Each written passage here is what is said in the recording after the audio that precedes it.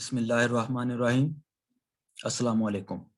आज के लेक्चर में हम एवोगैड्रोस नंबर की बात करेंगे कि एवोगैड्रोस नंबर क्या होते हैं और इनका कंसेप्ट किस लिए दिया गया। देखें, जो लेबोरेटरीज में जो केमिकल रिएक्शंस को हम स्टडी करते हैं तो हमारा ताल्लुक एक एटम या एक मॉलिक्यूल की बजाय बहुत ज्यादा एटम या मॉलिक्यूल से होता है। मजीद ये कि हम एलिमेंट्स और कंपाउंड के मासेस आमतौर पर एएमयू यानी कि एटॉमिक मास यूनिट में जाहिर करने की बजाय ग्राम में जाहिर करना पसंद करते हैं। देखें, अगर मैं कहूं हाइड्रोजन का मास कितना है, आप कहेंगे एक, यानी 1 AMU एटॉमिक मास यूनिट। तो उस वक्त मैं हाइड्रोजन के एक एटम की बात कर रहा हूँ। अगर आप कहेंगे हाइड्रोजन का मास 1 ग्राम है तो उस वक्त में हाइड्रोजन के एवोगैड्रोस नंबर यानी कि 6.02 मल्टीप्लाई 10⁻23 पार्टिकल्स यानी कि उतने मैं हाइड्रोजन के पार्टिकल्स की बात कर रहा हूँगा। ठीक है, इसलिए जो बेसिकली एवोगैड्रोस नंबर का जो कंसेप्ट है वो एटम के मास को ग्राम में जाहिर करने के लिए दिया गया। अब हम एलिमेंट्स और कंपाउंड के मासेस आमतौर पर एएमयू में जाहिर करने की बजाय ग्राम में जाहिर करना पसंद करते हैं।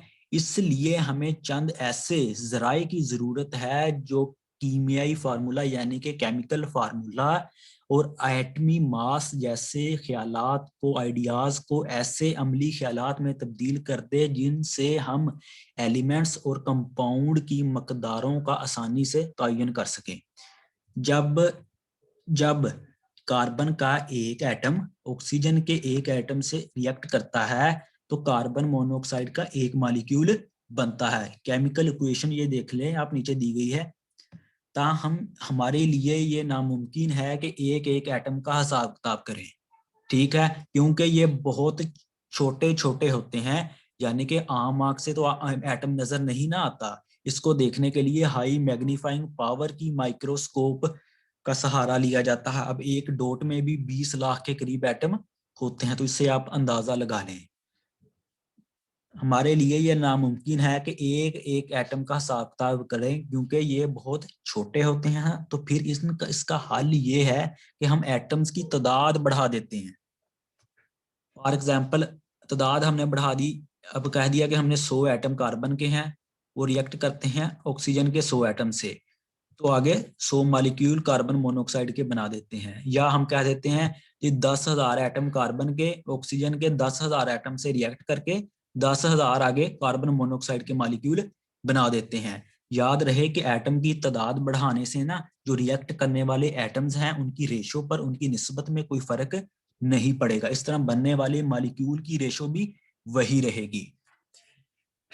देखें, एटम्स की तादाद बढ़ाने के बावजूद इनकी तादाद बहुत कम है, जबकि लेबोरेटरीज में इनकी या इनके मासेस की हैसियत बहुत मामूली है। एटम्स या मॉलिक्यूल की तादाद इतनी बढ़ाई जानी चाहिए जिससे हमें हिसाब में, कैलकुलेशन में आसानी हो।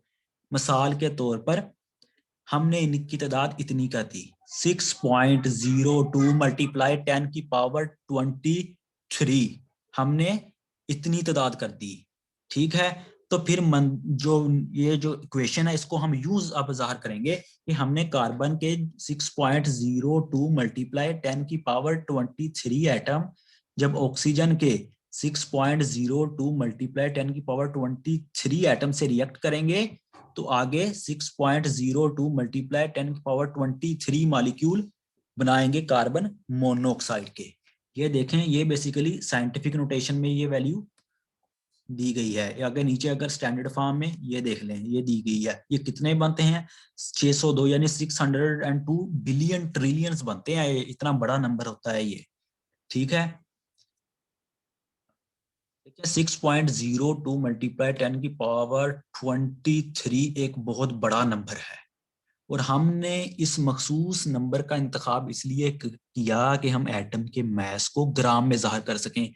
अब ये जो नंबर होता है 6.02 मल्टीप्लाई 10⁻23 AMU, ठीक है ना, ये किसके इक्वल हमने रख दिया? इसको हमने कह दिया कि ये 1 ग्राम के इक्वल है।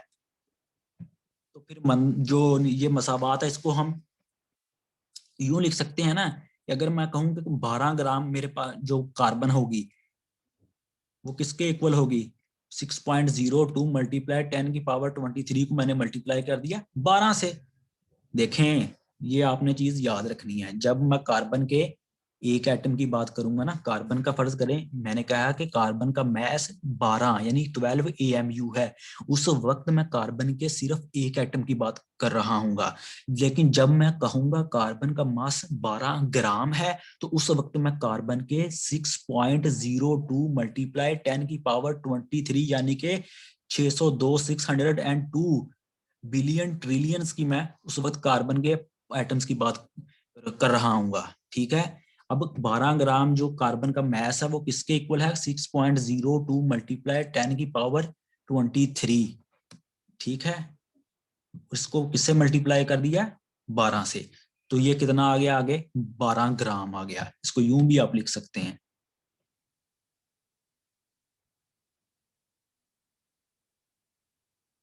ठीक है। अब 16 ग्राम ऑक्सीजन है, 16 को हमने किससे मल्टीप्लाई कर दिया, 6.02 मल्टीप्लाई 10⁻23 से। इसी तरह जो आगे 28 ग्राम कार्बन मोनोऑक्साइड बनेगी। ठीक है, तो 28 को हमने किससे मल्टीप्लाई कर दिया, इस नंबर से, एवोगैड्रोस नंबर से। इसी को तो एवोगैड्रोस नंबर कहते हैं।